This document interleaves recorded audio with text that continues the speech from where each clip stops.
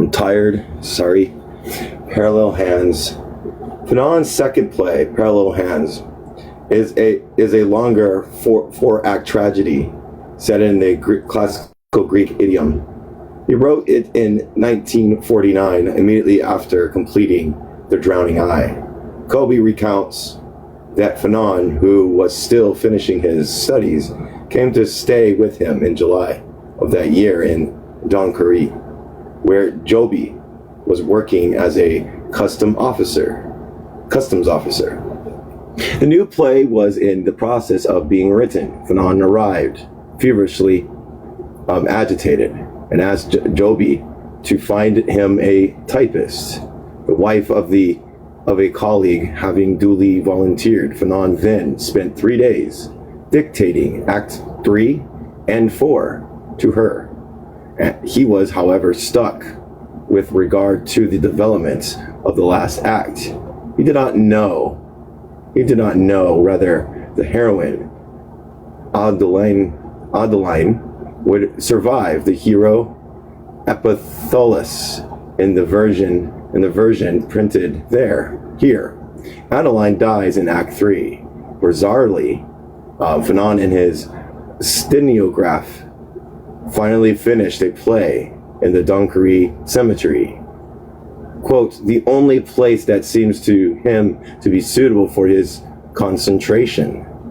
As with The Drowning Eye, Joby interprets Parallel Hands as a personal statement by Fanon and quotes freely from the play as if any lines from the dialogue comprises Fanon speaking directly about himself, reality or illusion.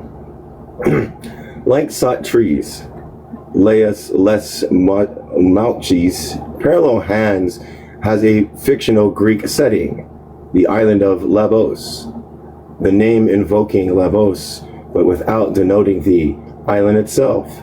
The male character having Greek let's see here, Polyox?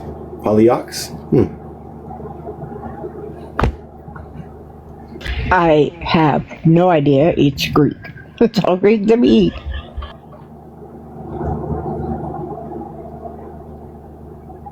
I would think maybe Polyoxos. Polyoxos. Again, I don't know. It's hard to make the X without the S.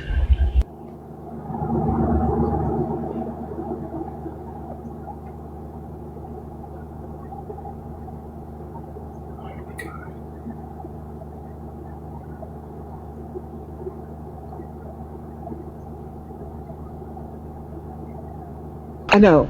I know there's no silent letters in Greek. That's why they were close because it's Polly. Hold on.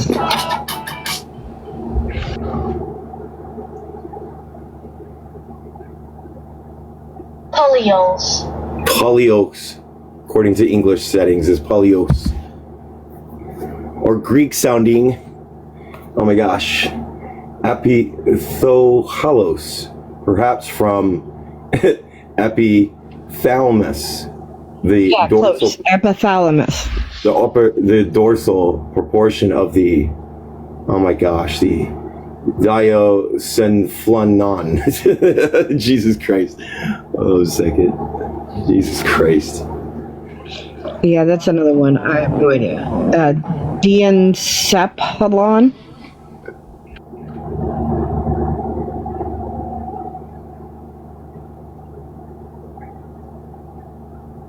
Diencephalon. And an appropriate enough name for a hero who presents the inspiring intellect, whilst the women characters have either French Aldulin or Jewish names. Menashia is Hebrew, a variant of Manasseh, whilst Dorahai is Bohemian, Yiddish, meaning deer. The cast is composed of a chorus of Palaxios and King Durhan, his wife Epithalos. Their son is proud young warrior, oh my gosh, Menashia, mother of Adelinian and her daughter, Jesus Christ, the fiancé of Epithylos. The action takes place in a day planning for their wedding. In the opening scene, Philox Change their names to like P. it's okay, has been distributed by the anonymous dream, ominous dream, in which he puts it mercilessly, Epithalos absented Jesus Christ, me from this earth. And indeed, instead of marrying Adeline, Epithalos sees himself as a superhuman agent who challenges society and destiny, chooses that day to kill Pylos instead. From the feminist perspective, the Dharahana consequently develops one way of looking at the... What? Consistently develops. Thank you. One way of looking at the play would be that it involves a young warrior choice to commit a political murder his father, rather than submitting himself to marriage on his wedding day, an act which would have enveloped Epithylos' submission to the status quo of conventional life, compared Fanon's letters to his Moraine de Gorilli in the echo of Hamlet's relations to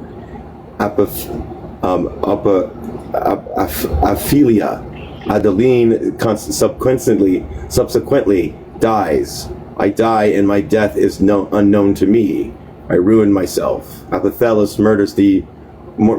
murder of Pelioxus unleashes the oh my gosh, apocalyptic conflagration in the town, in the course of which many people are killed.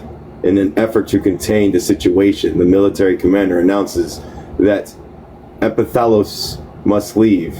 In the final act, Epithalos confronts his own, and then Adeline's mother, who tells him that what he thinks has been a heroic self-sacrifice in the name of humanity has been a failure and caused by only chaos. His only conviction begins to crumble and accept the return. Begins to crumble, and he accepts the return of what promises to be a new, maternally order of as inevitable. As Caesar at las Scientians revolution is imagined as a Nietzschean, Dionysian self-sacrifice. Today we might say the martyrdom, which prompts the rebirth of the people and their political culture. The play portrays a rebellion against the old order of Epithalos, condemns as complicit with the stifling hegemonic power of the gods, as well as being a play about revolution as such. Parallel Hands is not about the young man playing at revolution, as in Paul Nizian 1938 novel Les Conspiration, nor is it a play about revolutionaries in the sense of the collective action taken against the dominant order. Parallel Hands is a play about the revolutionary hero who takes his own destiny upon himself and sacrifices himself in order to rid society of 2,000 years of complacent rule, which at the same time involves the oh my gosh.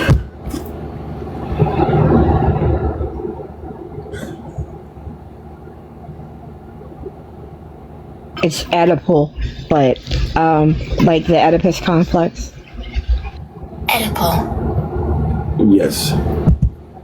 Oedipal drama against his father.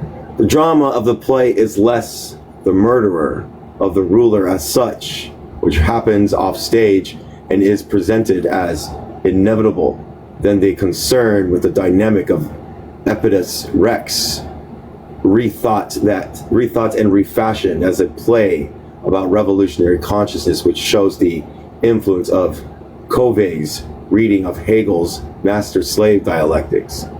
It is thus also about the struggle of power, which means that as in Paru Nore, the epitopal struggle is overlaid and conflated with the fight to the death between master and slave. Invoking the obvious, its unstated parallel between Lesbos and Martinique, we can say from our historical knowledge of Fanon's situation that the killing of the king may also represent a struggle to the death with the white colonizing father, instantiated in Fanon's time by the notorious Admiral Georges Roberts, whose Vichy regime on Martinique was in fact overthrown in 1943. Fanon's implicit and wholly understated Oedipal. Rereading of Hegel's produces the energy for the unnamed force that derives Epitholus to commit his revolutionary act. In the play, however, two men never actually meet on the stage.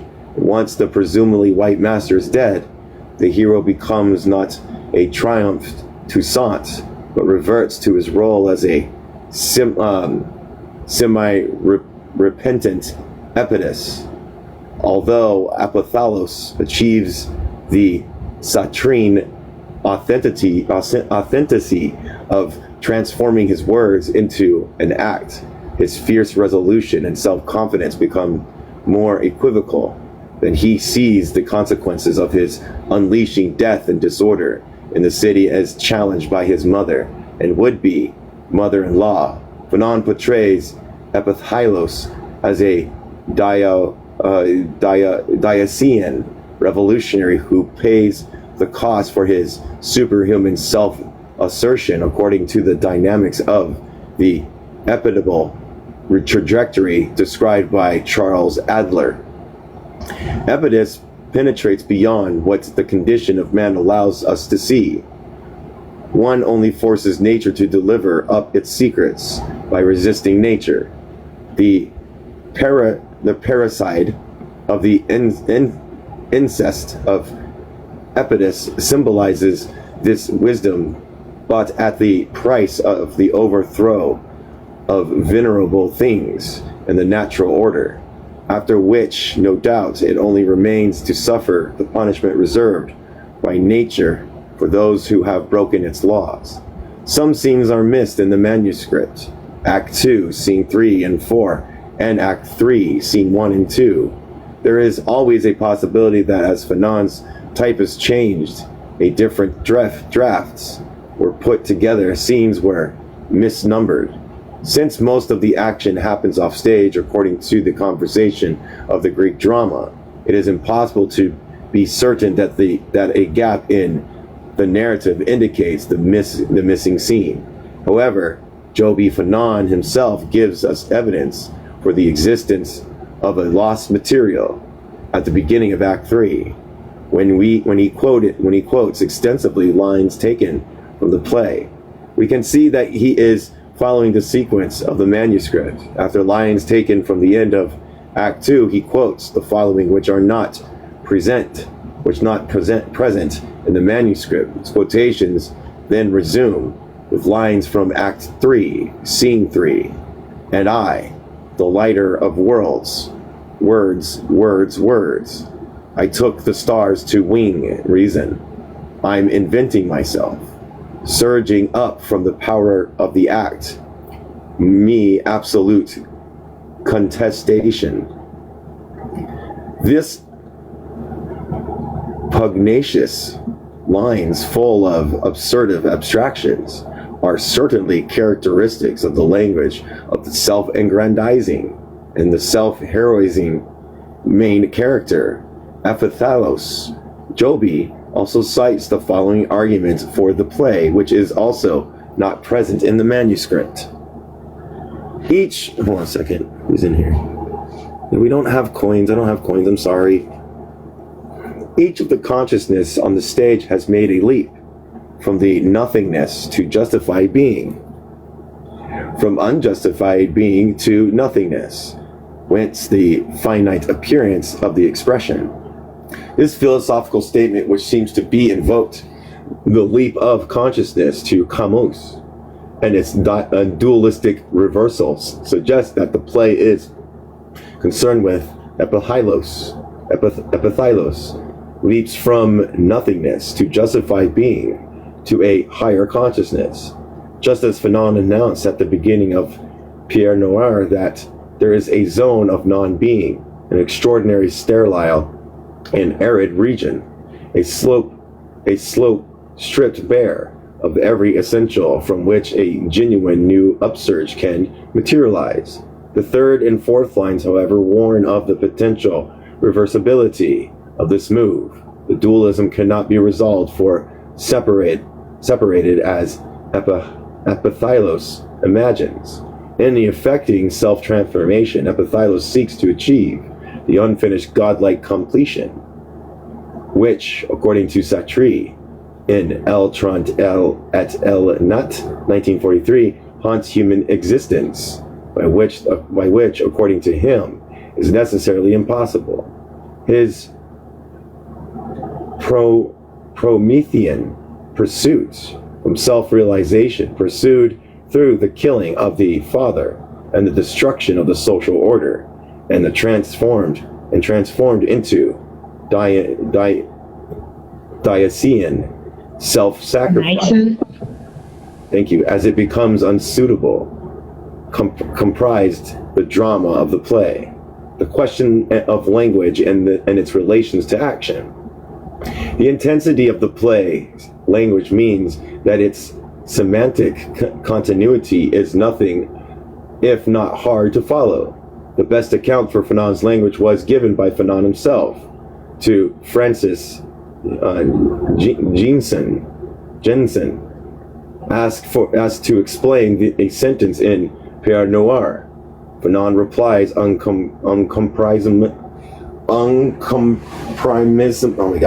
uncompromisingly. This sentence is inextricably. This sentence is inexplicable. To seek, when I write such things, to touch my readers with effect, that is to say, irrationally, almost sensually, words have a charge for me. I feel myself incapable of escaping the bite of a word, the vertigo of a question mark.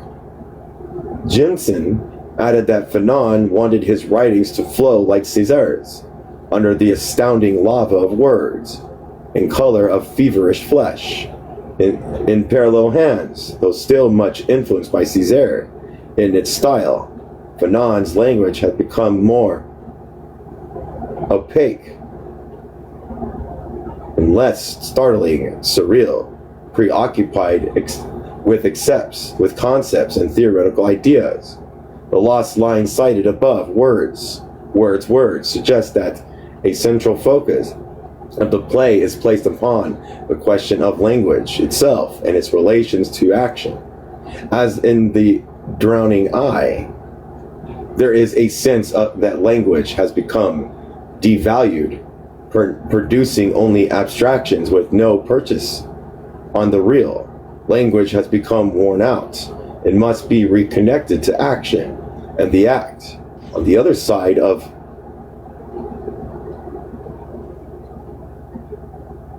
emaciated. Emaciated words, the initial act is raised, whilst the comprador chorus suggests a corresponding antithesis between light and language, where language will not change anything beyond itself. Speech is not distorted by any vision. Epithylos, by contrast, claims to Adeline that when pushing to extremes, language can be made performative and erupt in action. Adeline, upon reaching the volcanic extremes, speech makes itself act, the language haunted by exhilarating perception. Even at the end, Epithylos exclaims, quote, language authorized by the act, raise the world, whilst it articulates a desire for language to be immediately connected to the direct productive of human action with material consequences in different ways. The idea of language as an act also describes the strange language of the play itself, where characters, particularly Epithylos, Jesus Christ, just like restrict me, stop fucking asking me that shit. Particularly Epithylos speaks words, phrases, and sentences that work performatively so that meaning and semantic renaissance are produced in the moment of their enunciation and directly felt on the pulses. Once again, language becomes an active agent in the play, at one level highly metaphorical and contorted, full of zigma and I can't say that word. Neither can I.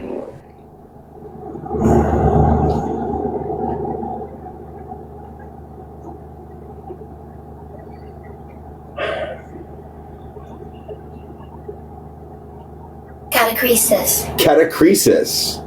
The use of words or phrases in a way that significantly departs from conventional usage. Catachresis, but typically grounding its metaphors in the literalism that intensifies the emotional resonance, as in phrases such as, my forbidden blood bends its lucid nape, or lightning bolts of caloric majesties sets the world's hair ablaze. The synthas, I don't know that word. Let me just look it up. I can't say it anymore. Yeah, I'll look it up.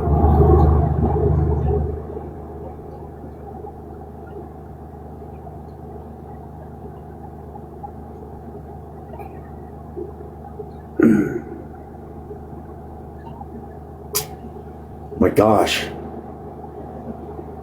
It's doing that thing where it's making it's putting the damn words in for the letters in for me. I didn't even ask it to do that.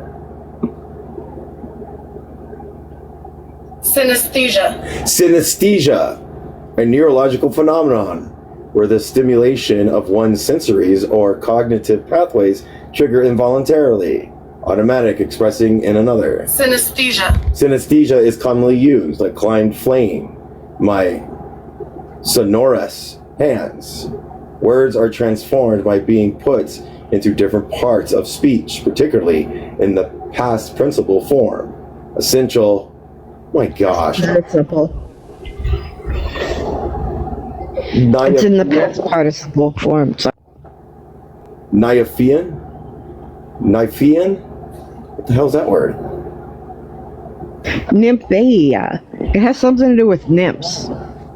I don't know.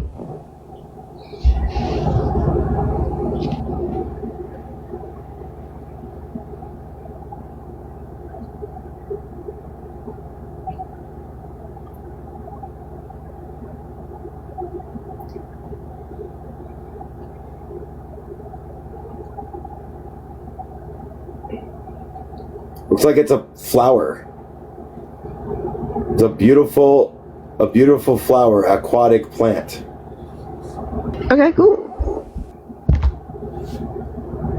Bird floods and sunk consciousness together with inverting, oh my gosh, neologism and undefined Adeline. Even the stage direction becomes metamorphosized in this literalizing way, which would make them impossible to stage. For example, Act 3, Scene 4. Three harps wet the lips of a soul. Such characteristics of the language means that all speech in the play is performed in its own instance as an event, It erupts palpably as an act of moment. The moment is spoken rather than leaving us with a paraphrasable, Jesus Christ, paraphrasable, or, oh my gosh, narrativable, Jesus Christ, narrativable, meaning transformation of the self-being with turning speech into a creative self-defining speech act. As with the drowning eye, there is no title page in the manuscript of Parallel Hands. It starts at page 4. But once again, both Josie and Joby Fanon independently cite the same title. It makes an obvious allusion to Satri's play, Dirty Hands, which was performed in Lyon in May 1949. Associated with work, action, and Dirty Hands in Satri's play are linked to the pursuit of liberty during the Second World War. The play raises the question of the purity of motive with respect to the political assassination carried out by the central character, Hugo Barin. However, Hugo in turn discovers that he has been betrayed by the party who ordered him to carry it out, and who now want to kill him. The play's mix of essentialism with a critical view of leftist politics has always been controversial. Fanon's play shares with Satri's a focus on the physical hands of the assassination and the questioning of the value of the assassination. In Parallel Hands, the killing involves an act of parricide, with Epithylos sees as a revolutionary act, but which his mother tries to persuade him as a delusion. What to persuade him was a delusion. Although very different in execution, the fundamental narratives of the two plays have certain similarities. Beyond the connection with Les main sales, literary source for Parallel Hands, including Epidus Rex, Hamlet, and Satri's Les Mouches, which in turn draws on the Orchestra. Oh my gosh! Oh, this is great.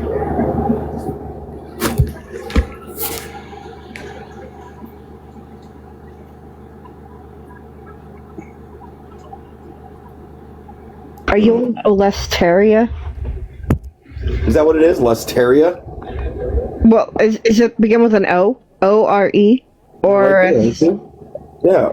well, yeah, Oresteria. Teria. I mean, there's no R at the end, so I don't know. I feel like sometimes they use a lot of words that you don't have to be using. It's a play. It's some type of play. It doesn't even have a thing. So yeah. Well, in the last two of these, the heroes committed murder as revenge for the death of their fathers. Parallel Hands echoes the narrative of Epidus Rex. Central event of the play is the killing of the king Perlaxio by his son Epithylos. Unlike Epidus, however, Epithylos commits the act deliberately in order to overturn the presiding order, just as Orestias kills Agestheus and Jesus Christ, Clytemnestra in Las Moiches. Jesus. Fanon's own father had died in January 1947, 2 years before he wrote the play. However, it is noticeable that whilst Hamlet and Epidus focus on the feelings of guilt produced by the death of the father, this is not a significant concern in Parallel Hands. Epithylos ends by expressing a certain regret, but guilt as such seems to be more of an issue than a social justice. The play is certainly preoccupied with death, though versions of the word death occur in The Drowning Eye 14 times 32 in parallel hands, and as in the drowning eye, it interweaves complex authentical punning relations between death, love, and the word. It's antithetical. Thank you. Almorten, l'amour, and la mort. Death blocks my way, but the word must find life there. Fanon and Joby claimed that was obsessed with the death at the time he wrote his play. It is this connection he cites the following previously unpublished fragment. What is death? There is a contradiction between the heroic and the tragic, between the being who seeks death in order to show independence paid at the highest price. In death, the heroic man denies death, raises above death an invincible part of himself. This is all like Fanon's plays relating to like the material conditions.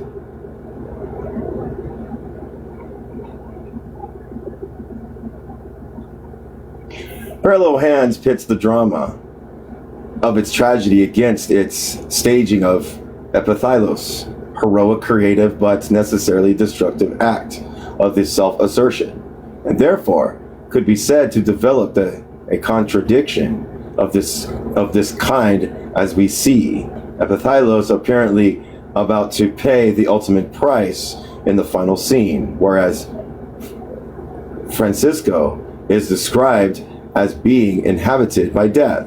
Death is what inhabits Francisco, and death guides him.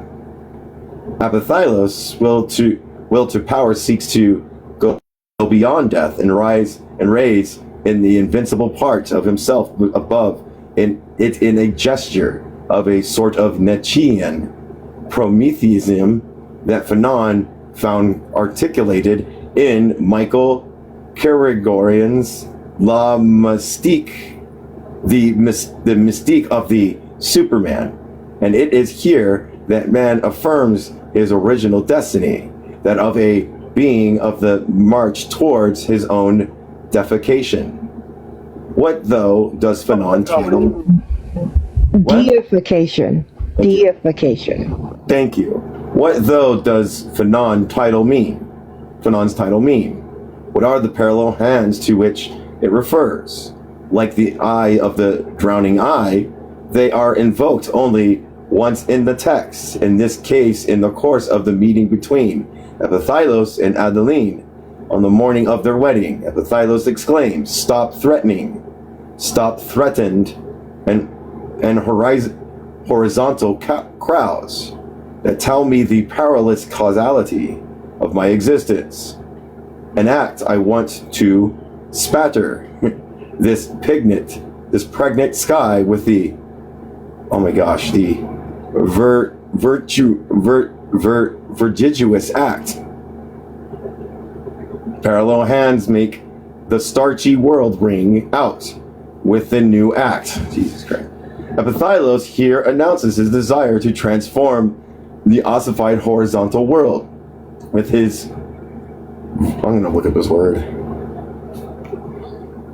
Oh, yeah. Marx. You pronounced it right. It's vertigiousness. But, make sure. yeah, I don't know what it means, so thank you for looking it up. I'm not looking at it because of what it means. I'm trying to look it up to hear it. Vertiginous, something that causes experiences or relates to vertigo, dizziness. What does this person say about Marx? Hold a second.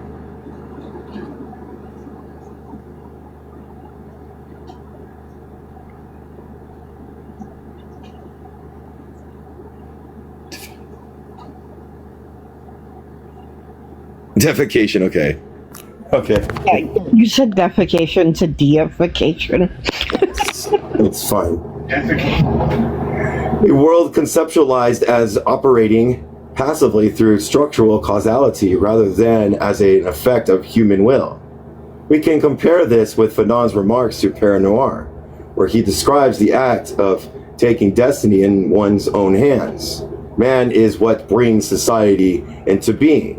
The prognosis is in the hands of those who are prepared to shake the worm-eaten foundation of the edifice, an act comparable to his accounts of the necessary revolutionary destruction of the, oh my gosh, the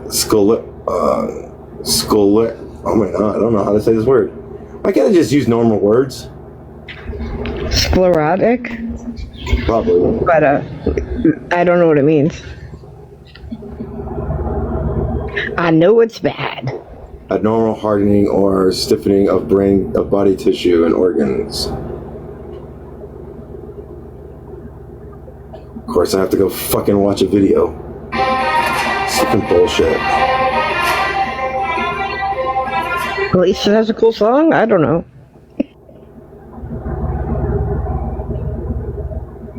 Sclerotic.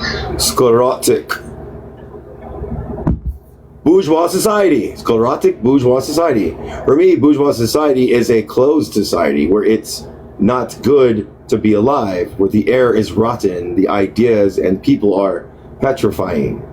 I believe that a man who takes a stand against this living death is, in a way, a revolutionary. The emphasis on hands is clearly related to the labor of revolutionary action, rather than passive contemplation, the condition in which the island was stagnated for 2 millennia. For hands as the active basis of political substance, resistance, and revolution, we may compare César's poem, Transmutation, in Soli Coupe, where, here we go, wish me luck, in the absence of any objective reference, defense a storm screams at me incessantly, always foretold, always deferred, nourishing the unconscious of our crowds with all the perpetua of the nightmare.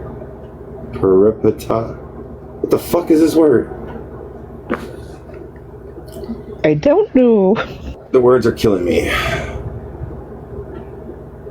I get in the groove and it's like, gotta look up this word. Get in the groove, gotta look up this word. You know what I mean?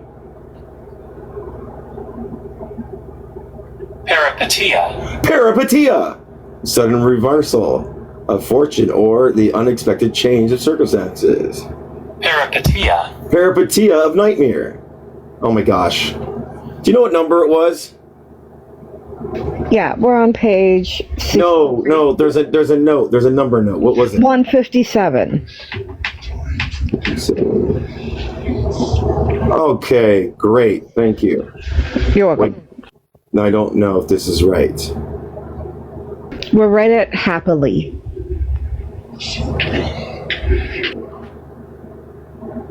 It doesn't help me. 3 sentences up from 157. The third sentence up. Happily. We're on 63? 63. Happily, You see I found it. Happily, they did not notice that I noticed that I have my hands to keep me company. I have my monkey tail hands. I have my booby trap hands. I have my assassin hands. The poem then continues to elaborate the many further kinds of hands that the poet possesses to defend himself and effect the violent transmutation. But Epithios takes destiny into his own hands. Why do they specifically have to be parallel hands? Parallel hands and parallel hands relate specifically to the question of objective reference, as in Caesar's. Epithios sees himself as cutting through illusions to objectivity, which he describes in material scientific mathematical terms that are contrasted to the arbitrary interpretations and accommodating synthesis of Hylox labels that ostensibly spurs spiritual resonance. I fragment the, oh my gosh, the The hypotenuse. That's not hypotenuse. Jesus Christ. It's gotta be hypotenuse. Fucking hell, man. Like every fucking other word. I get in a groove and I have to look up something. Sometimes I wonder if they do this, like, you don't need to do this. When I find out what the thing is, what it means, it's like, really? Hypotenuse. It is hypotenuse. I just can't read. Hypotenuse that redoubles the world. Paralogous, augular intimacy, the interpretation. Angular. Thank you. The accepted synthesis abandon their scrawny horizons. Arbitrary interpretations distorted the purity of objectivity. Yes, epithylos, fundamental apparitions, is braced by the unfinished, and then they stop there. Just as the drowning eye, where most see an illusionary reality, the skin of the obstacle, of the spectacle, and only Francisco, the primordial reality behind. So here the people of Lobos do not recognize the gap between the true or inherited meaning of signs, between what is objectively there and what they judge to be there. Whereas the earlier contrast was drawn from Nietzsche's accounts in the birth of the tragedy. Here, Fanon seems to be recalling a comparable, though very different kind of distinction between Maurice Merleau-Ponty's The Phenomenologies de la Prescriptis, which begins by analyzing dissimilar kinds of perpetual illusions. Isn't this fun, everybody? It's the play. The plays I don't understand. I'm having a hard time with this too. This section I'm having a hard time because it's about plays and stuff and the interpretations of these plays that Fanon is bringing into them. So it's gray area for me. The phenomenon of the true perception. I was gonna say something. First of all, it was perception, phenomenology de la perception, and I wanted to tell you that you're doing your best because half of this is in French. The phenomenon of the true perception offers, therefore, a meaning inherent in the signs, and of which judgment is merely the optional expression. The intellectualism can make comprehensible neither this phenomenon nor the imitation which illusions gives of it. More generally, it is blind to the mode of existence, the coexistence of perceived objects, of the life which seals across the visual fields and secretly binds it to get its parts together.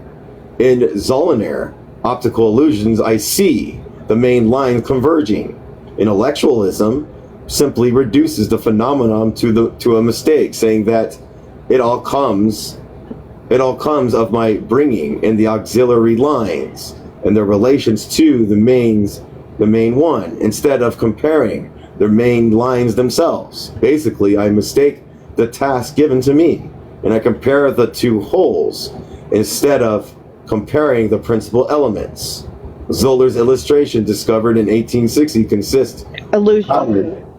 It's Zollner's illusion. Consists of a pattern in which parallel lines are interleaved. Instead of recognizing this pattern of interleaved parallel lines, however, the eye sees converging diagonals. There's the lines. See? I don't know if that means anything to anybody.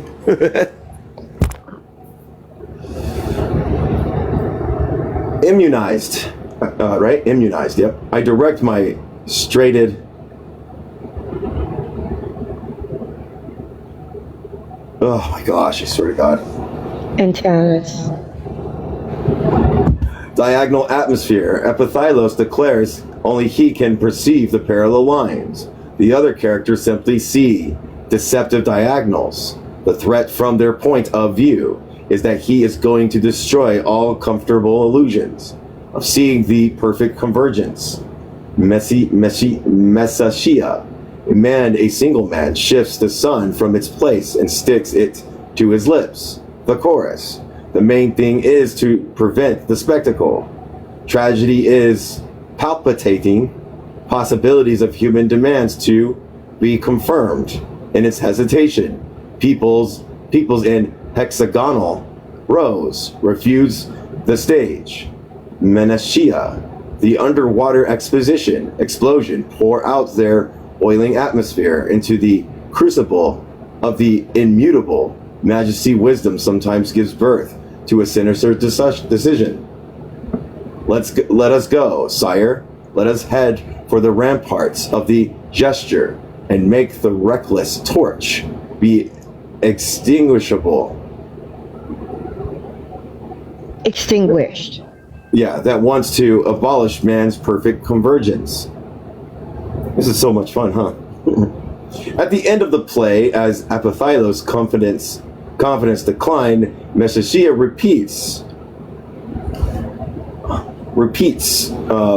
this last phrase. Apathylos' act has created chaos, but he nevertheless continues to affirm his objective consciousness, a perspective reinforced by the larger number of the scientific medical words utilized in the play.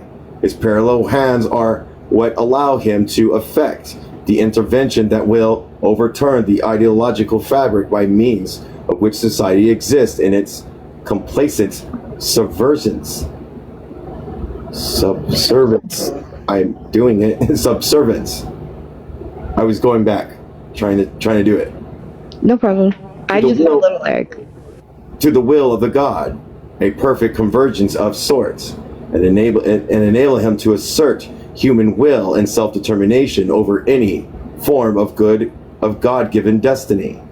Apathylos emphasizes on seeing through the illusions of common perception. To the scientific objectivity is comparable to Lucian's desire to see behind the aestheticized spectacle of the world. Though for Nietzsche's, the Socratic scientific world view is the very perspective that destroys the Apollonian, Dionysian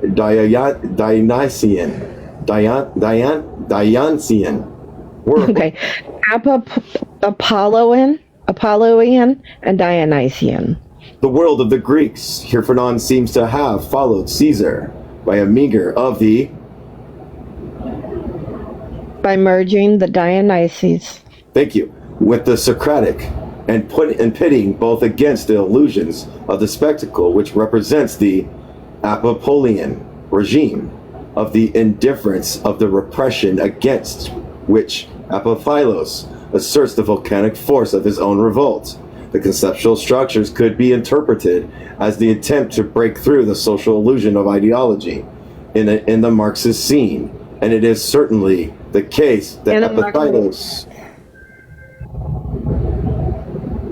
Apathylos sees the people and Lobos accepting uncritically the terms of the lifeless world into which they have been born.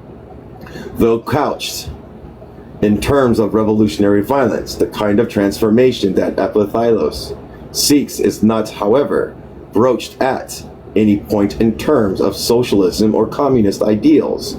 His revolution is a blanquist end in itself, no more than a word. Freedom, no words such as justice or equality, is ever spoken in the play. Fanon's play may both be anti-bourgeoisie, but there is no hint of a need to replace capitalist bourgeois society with socialism, concepts that are never broached. For Fanon, the bourgeois world is simply a oppressive white world that his heroes either seek to go beyond or to destroy.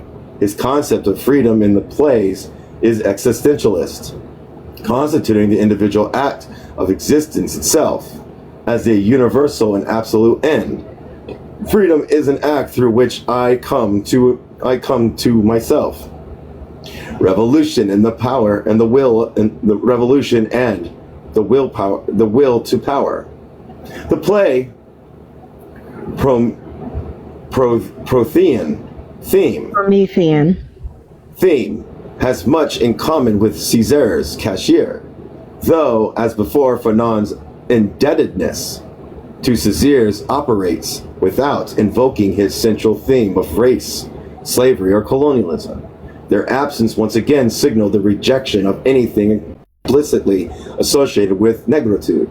There are links, however, not only to the Cashier, but also to César's play at Les Chen Si Toussaint in Les Armées Miraculeuses, published in 1948, and the centenary of the 1848 revolution. César's own Greek drama offers an abstracted narrative of a black rebel's revolt against the white power, alluding to, though in the 1948 version not specifically representing, the revolt of Toussaint l'Ouverture against slavery and French rule in San Domingo. The rebels captured, tortured, and death are presented as a heroic assertion of the will to resistance against the oppressive and unjust status quo. The two narratives of the revolt also bring out the differences between Fanon and César. However much he may have been influenced by Nietzschean concepts of the will to power and the surhuman, Superman, overman, César plays reads primarily as an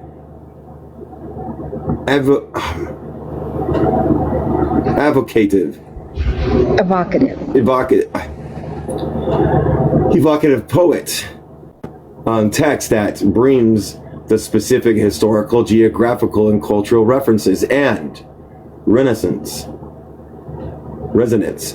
The rebel may be a symbol. Oh my gosh. Okay, great. You approved. Why do I have to fucking say okay? The rebel may be a symbolic figure, but it is clear in what context he is situated and what is rebelling against. Fanon plays, on the other hand, remains altogether abstract and contextual, insinuated. Having said that, the dismissal.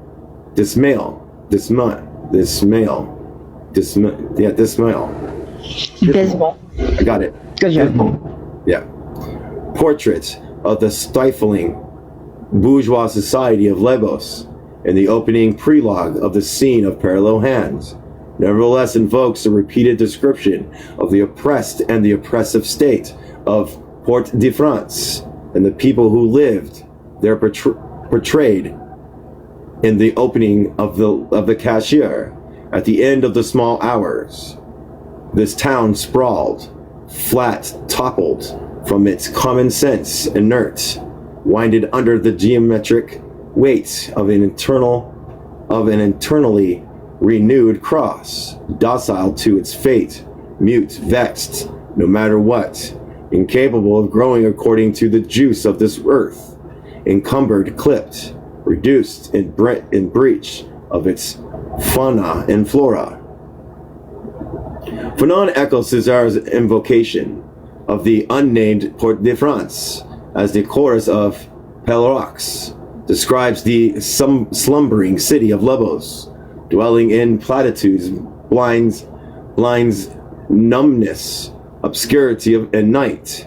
Here there also resonance of the guilt-ridden inhabitants of Les Much, guilty city, lamentable, Jesus Christ, sinners delivered their resounding souls, encouraging the idea that the mystical island of Lesbos may represent a proxy Martinique, just as Argos stands for wartime France in Sartre's play, and just as Oresta takes the qualities of Nietzsche's superhuman, killing the king and queen in order to rid the city of its oppressive political regime, in order to institute a new just state. So Epithylos who can be also seen as an alienated revolutionary figure seeking to institute a new political order in Lesbos by his murder of Pelox. As Caesar's, oh my gosh, endless chen itasant, can't say it, the issue is not the question of the morality of the act, but the necessity for the destructive cleansing of the old order. The act remains essentially individualistic. Pelox murders creates chaos on Lesbos, but Epiphylos seems to have no plans to take over power himself, or at least or the least idea of how a new society just or otherwise should be created.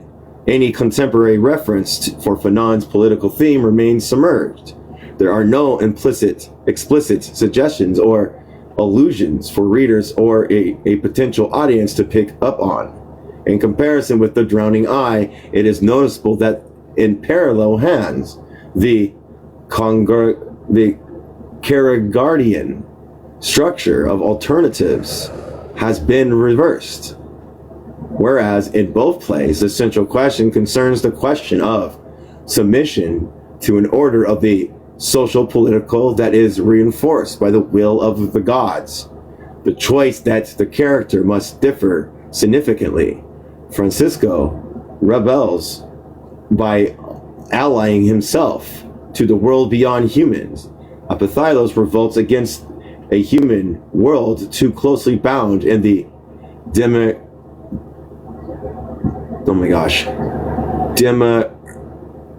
I don't know how to say it. Demiurgical, but look up what it is. That's what I'm doing. That's what I've been doing. When I don't know what it is, I'm looking it up.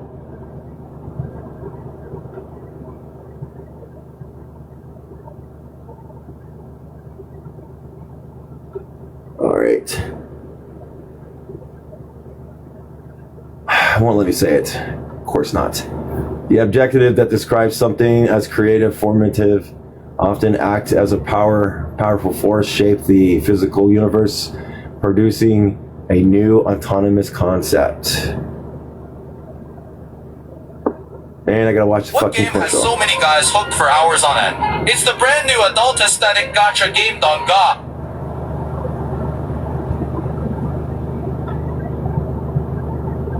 Demiurgic. Demiurgical. Demiurgical. Inhumane will. All right.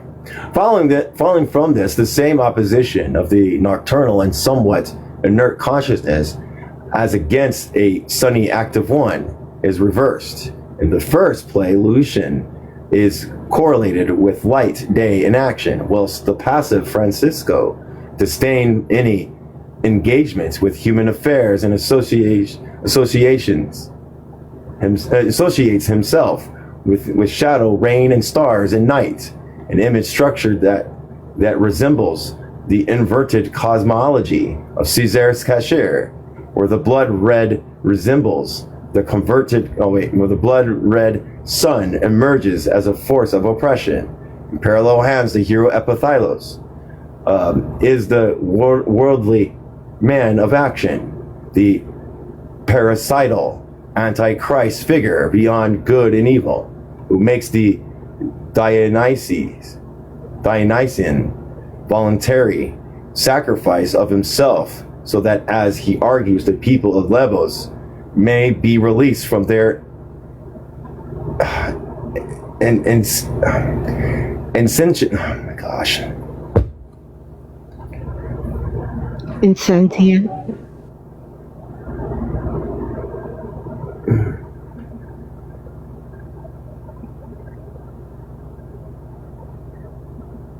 Insentient. Which is something that is completely lack the ability to perceive, feel, or understand. Insentient subversance. He is duly associated with sun and light. Mother, he said, my eyes are thirsty for light. Whilst Pylox, his father, and his allies, the chorus, shelter in the shadows and darkness. Blessed be the darkness, for the light is terrible. So although the two plays share the imagery of the sun and the moon, light and darkness, they evoke them in antithetical ways. Caesar's reversal of the norm is itself now reversed. In both cases, the drive of the play involves the refusal of the status quo and the quest for the absolute. But whereas in the first, the alternative involves the rejection of mundane human existence in the world in favor of access to the state of immanence. In the second, it comprises the destruction of the social and political status quo through the killing of the king, which enables the creative self-realization and the transmutation of the hero epithylos. Revolutionary interventions is not merely one that challenges the contemporary political order, however, or even that of what might be historically interpreted as European dominance, according to the chorus, approving opening description, the appeasing,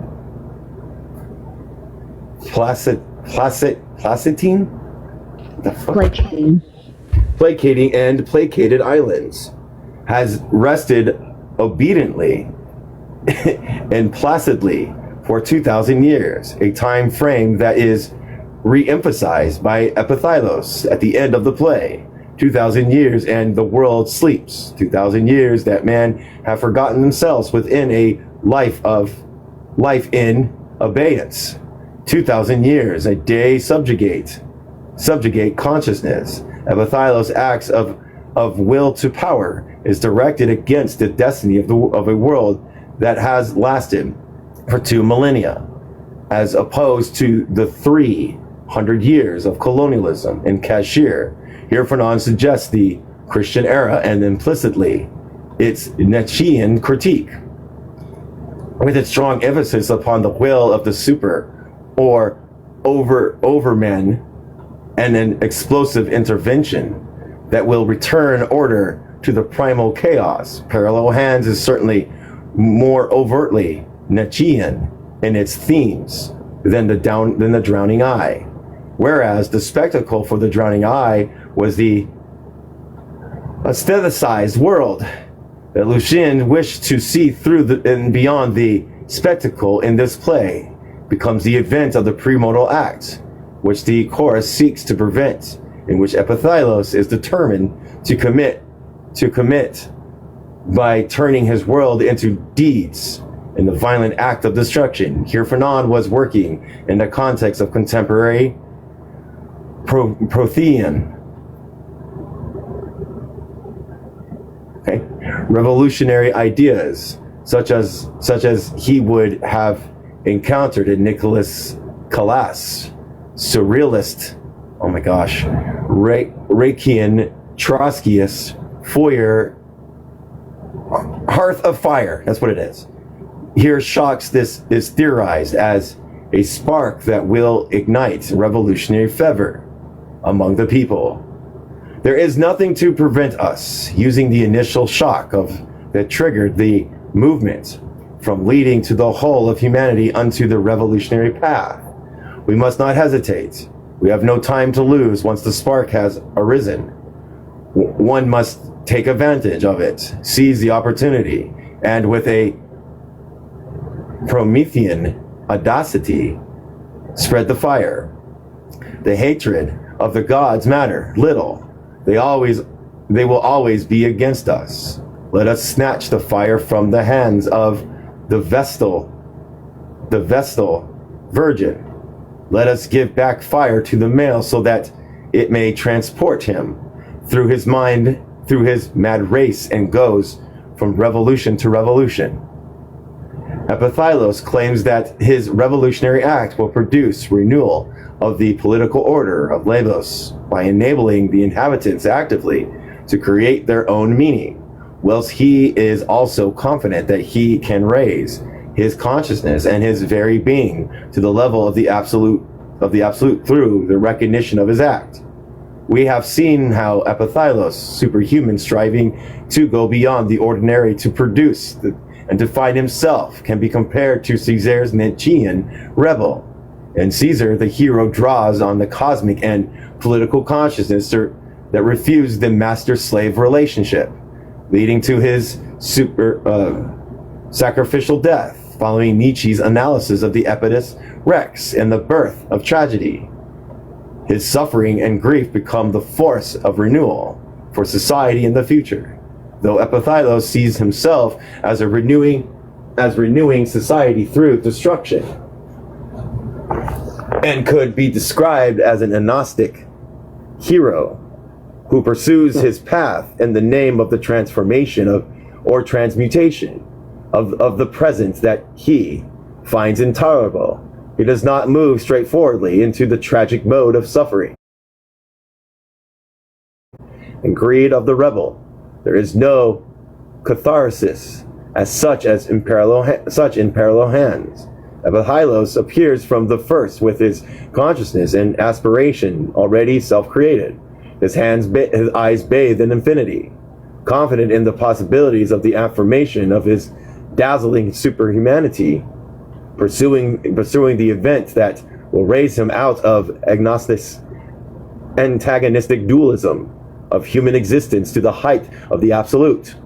It is Parallaxo who then suffers the ritual sacrificial death, which participates the death of others, Adeline and the inhabitants of the city, in the convulsive, cataclysmic event.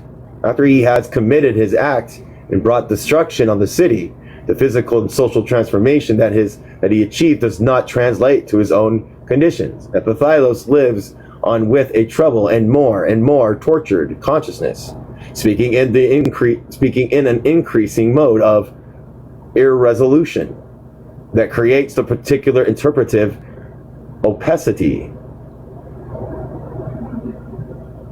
as the proud and Sorry, I think it's opacity. Okay, as a proud and obsessed hero vacillates, caught between conscious and consciousness, and the burnt offering as sacrifice, and the two great intensities of perceiving the Nietzschean primordial spectacle. Disappear you in inventions of my new consciousness, the Holocaust specified, and the sacrifice, premortal spectacle. I drink from inner riches to see no more, to see death no more, the chasm. When talking to Adeline, Epithylos focuses on the possibilities of achieving his apocalyptic act to self and social transformation. But once realized and acted out, he remains caught in the same state of in-betweenness, the painful realization of cleavage, as Menashia puts it, with which he begins, that is left with the fundamentally dualist human condition, the irresolvable paradox of the embodied intellect inspiring to transcendence, which can be viewed either as tragic in his case or absurd. And now irresolute, Epithylos remains caught within the Manichaean split that he has sought to go beyond, seeming to succeed inconvincingly and to fail hesitantly at the same time. The perfect convergence can only be sustained by maintaining the paradox of the parallel dualism of humanity and its relations to the gods. Epithylos cannot achieve the absolute by himself. His Nietzschean aspirations have failed along with the dazzling superhumanity.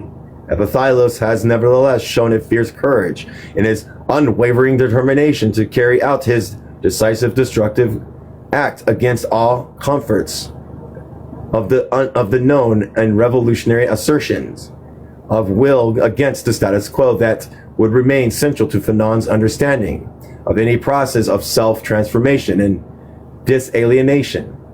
Having announced to Adeline that his word can reach volcanic extremes by being transformed into an act and driven by his sheer assertive willpower. Epithylos enacts the explosion similar to that which would haunt Fanon's consciousness in Pierre Noir, whilst he began that book by saying that the explosion will not take place today.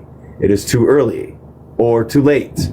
He himself explodes later in reaction to a racist incident. I exploded. Here are the fragments put together by another me. Unlike Fanon at the start of Pierre Noir, Epithylos is absolutely certain that the time for explosion is now. The rock I instituted defines the explosion, he declares, announcing to Adeline that I force the frameworks with my still depths and I explode. Such final certainty. Whilst its narrative is at once epitable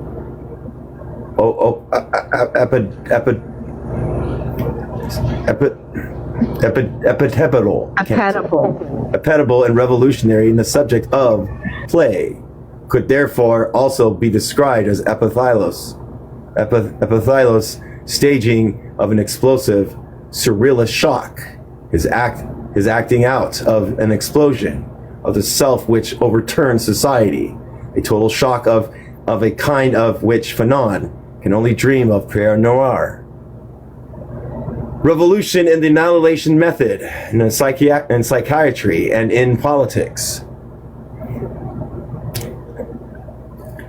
Joby Fanon reports that after he had completed Act 3, Fanon did not know how to end the play. The point is that, in some sense, it does not matter how it ends. Okay, yes, great. Just fucking restrict me. I don't want to keep doing this. Jesus Christ. The point is that, in some sense, it does not matter how it ends once the explosive surrealistic shock has been administered to society. The revolution of parallel hands turns out to be a social and political form of convulsive therapy. Epithylos has administered a total shock to society of Lebos by killing the king. And here we see a strong connection with Fanon's enthusiasm for electric shock and other related forms of treatment in his patients that would be evidenced in the psychiatric writings. Interruption? Sure. Fanon's enthusiasm for electric shock. Just to, all of our heroes always have spots where we're going to be like, oh, damn it. Let's find out what they say further. As we will describe in detail below in the introduction to Fanon's psychiatric writings, Fanon thought that the administration of shock, here we go, would move his patients out of the pathological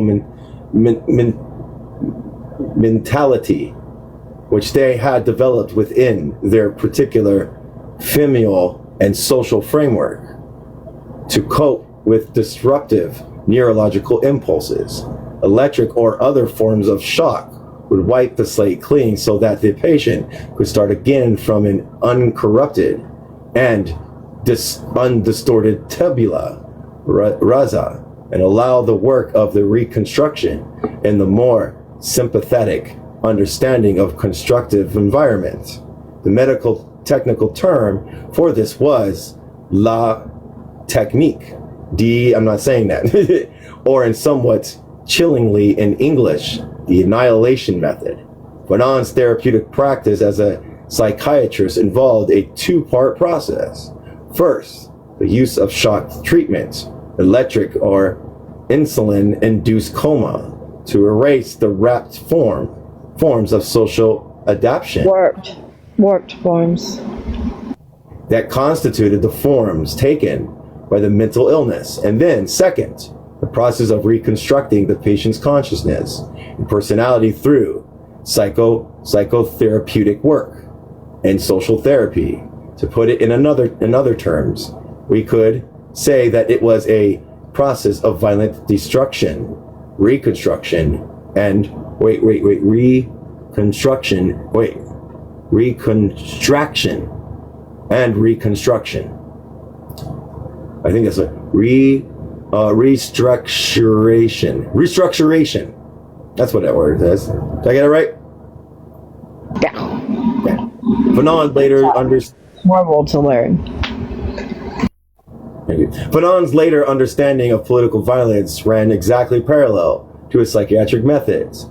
In both, the object was to wipe the slate clean. In the case of Algeria, to allow colonized population to begin again with a tabula rasa. What we see here is that, however alien the FLN doctrine of violence may have been to Fanon as a human being, conceptually it corresponded perfectly with his own practice of how he cured his patients in the colonial society: disalienation through violence, the annihilation method, followed by reconstruction in the normative social context or common political struggles. Working in Algeria with colonizing and colonized people, with torturers and tortured victims, Fanon came to equate the effect of colonialism with the cause of mental illness, with a society which was produced as sickness that could only be eradicated by moving the, as it were, neurological cause of the disease, colonialism, not by treating its symptoms. Those neurological impulses that create the disturbance corresponded to the originary,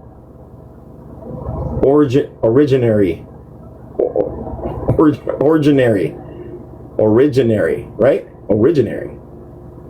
Yeah, originary, something like that. It's originary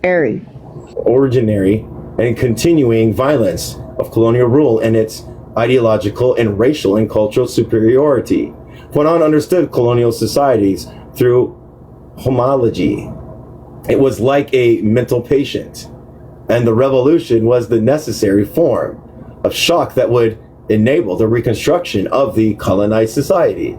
This dialectical connection between the two sides of Fanon the doctor and Fanon the revolutionary, allows us to see the underlying continuity of his thoughts and the fundamental correlations between his psychiatric and therapeutic and political practices. Fanon used his psychiatric understanding as the basis for his understanding of all social and political phenomenon. Anti-colonial violence was the equivalent of the annihilation of shock therapy, whilst anti-colonial struggles and the new culture that it promoted forms of the basis of the social reconstructive therapy. Fanon's politics of freedom, in other words, were closely modeled on and derived from his therapeutic practice. Much of this is anticipated in parallel hands. The killing of Polaks seems designed to give a similar kind of shock to the society of Lebos, as which Fanon would give his patients or the FLN or colonial Algeria. Once the primordial act of the killing of the white colonizing father has been committed, the consequent shock administered to the complacent society colonized by the gods. The work of reconstruction would be able to start, initiated importantly, not by Epithylos, but by his mother, Dorana. Parallel hand combines the political determination of Les Damas de la Tari and the anger, self-doubts of painful self-consciousness of Pierre Noir. The power of Epithylos is turned into the explosive act that overthrows the father's regime that he regards as oppressive, but with its destruction, the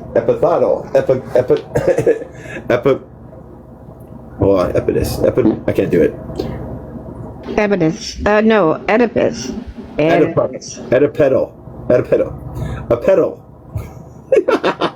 Drama comes into play, and his own violent gladiatorial masculinity becomes unsupportable.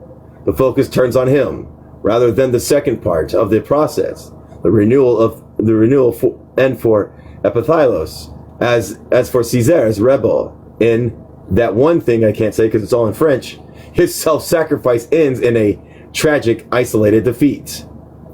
Okay. Yeah. I'm high. Just doing my best. All right. Let's see. We got 5. Hold on. Let's see here. 73. Everybody remember 73. Oof. We might start up here. Hold on. What's this page? That's cool. Yeah. We'll stop here. I have to admit, that one part when they actually did that helped. We're going to stop here at the feminist critique of masculinity. Okay. That last part I was getting into because I was understanding, but when they start doing the like play thing, there's nothing that my brain can bring it together. I'm glad everybody else can do it, so good on them, perfect on them. But you know, it's like I'm my brain's just not gonna get it. It's just not gonna get it. It just doesn't want to get it. All right. So, would you like to know what the play was about that you read about? I kind of figured it was about like society and having to destroy said society that's oppressing and alienating people. And the whole point was the killing of the father was that demonstration of a revolutionary act or a things like that. The play was called Parallel Hands. Parallel Hands. It's like that, but with a. Can you spell it out for them real quick? Oh God. Let's see if I can find it. I'm see if I can find it real quick.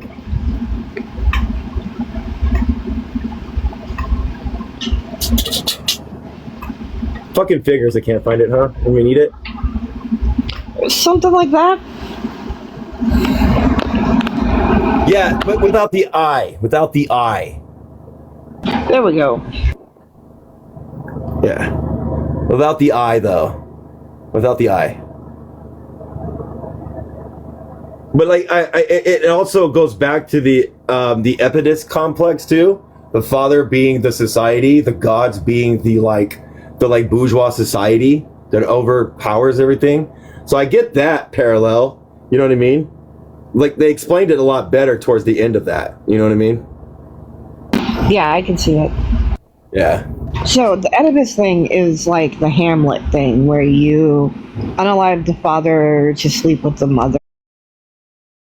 Kind of thing. So, like, people twist it to do weird things, but that's what it is. That's the Oedipus thing. So it wasn't Oedipus; it was like Oedipal, because it was like that. It wasn't that, but it was like that.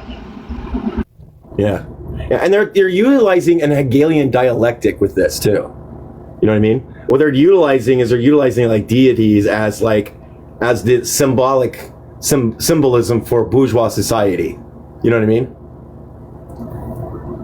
That's what I'm getting from that. So, but it was, yeah, it was the shock to the system, Fanon's belief in electroshock therapy, which is something like I knew that was coming. I'd have been like trigger warning, but anyways. But there's some people that like, isn't there like some cases where people got that happen and they did it the correct way and people have good results from it? Isn't there some cases like that? It's still highly debated, but there are people that elect to get it. Mm-hmm. And some of them have had good cases of it. Yeah. So, like, as somebody who's not practicing, who doesn't have to currently make the decision on if you choose to get it yourself. Yeah. Because, like, body autonomy in all cases. So I guess do if they want it, you know. Right. But as long as they want it, and in Fanon's case, I would say that Fanon, I would say Fanon was dealt with two things. One, he had to do exactly what the psychiatry board wanted him to do, just like doctors have to do what the boards want them to do, right? Sometimes it's out of their hands. And I think he also wanted to utilize it in a way, because he talks about like it's important to reconstruct and all that stuff, to make sure you socialize and do all the things that are supposed to be good in it. So I think he probably had two things. I think, in my personal opinion, we'll find out more. We'll probably find out more. In my personal opinion, I think he was forced by two sides of that. You know, he might have gotten good results from utilizing it, and he might have had to be forced to fucking utilize it in those days. I don't know. What do you think? He wouldn't have known it was wrong. I mean, patients didn't have a say in their own care back then. Yeah. That's true too. So there's no consent given for shock therapy in that time. Yeah, in that time, and that has to do with like the society and stuff like that. Because it's like there's all therapists in our sense are all observers for the state.